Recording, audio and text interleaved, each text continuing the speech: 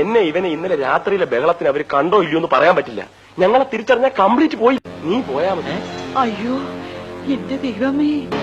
ഇപ്പൊ ആ തള്ള തനിച്ചേ ഉള്ളൂ.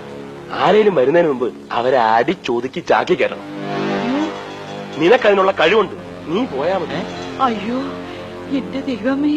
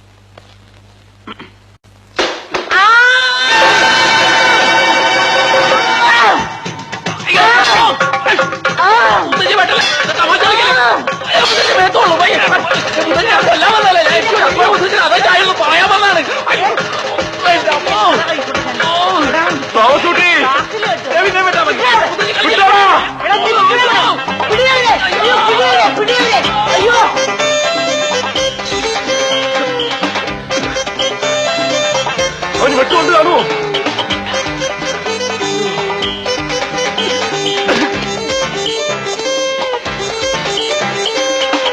എന്റെ അമ്മ തള്ളക്ക് ഭ്രാന്താടാ. നീ അവിടെ കിടന്നെങ്കിൽ എല്ലാവരും വിളിച്ചെന്തിന്? ആളുകൾ വല്ല ഓടിക്കൂടിയിരുന്നെങ്കിൽ നമ്മുടെ അഭിമാനം ഉണ്ടാവുമായിരുന്നു. നിനക്ക് അഭിമാനമാണല്ലേ പ്രശ്നം? ആ തള്ളയുടെ വെട്ടങ്ങനെ എന്റെ നെഞ്ചത്ത് കൊണ്ടിരുന്നെങ്കിലാ. കൊണ്ടില്ലല്ലോ. കൊണ്ടിരുന്നേ കാണായിരുന്നു. എന്ത് കാണായിരുന്നു? എന്റെ നെഞ്ചത്ത് വെട്ടുകൊള്ളതാ. അല്ലല്ല.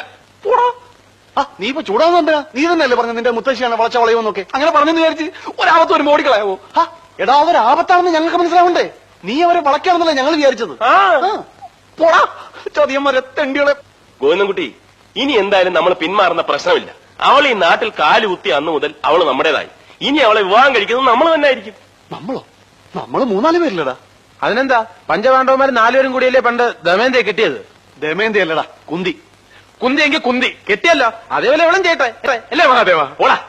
നമ്മളെന്ന് പറഞ്ഞാൽ നമ്മളെ 4 പേരെയും കൂടെ കെട്ടാല്ല, ആരെങ്കിലും ഒരാളെ. ആ ഒരാൾ ആരാണെന്ന് പറ.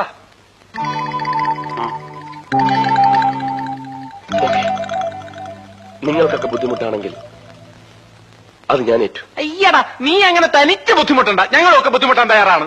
അത് തന്നെ, നമ്മളെ വെട്ടിച്ച് ഒരു 5-ാമൻ അവളെ കൊണ്ടുപോകാൻ പാടില്ല. അതുകൊണ്ട് എപ്പോഴും അവളുടെ മേലൊരു കണ്ണ് വേണം. ഒരു കണ്ണോ? അതിനുവേണ്ടി ഈ 2 കണ്ണുകളും ദാനം ചെയ്തിരിക്കുന്നു.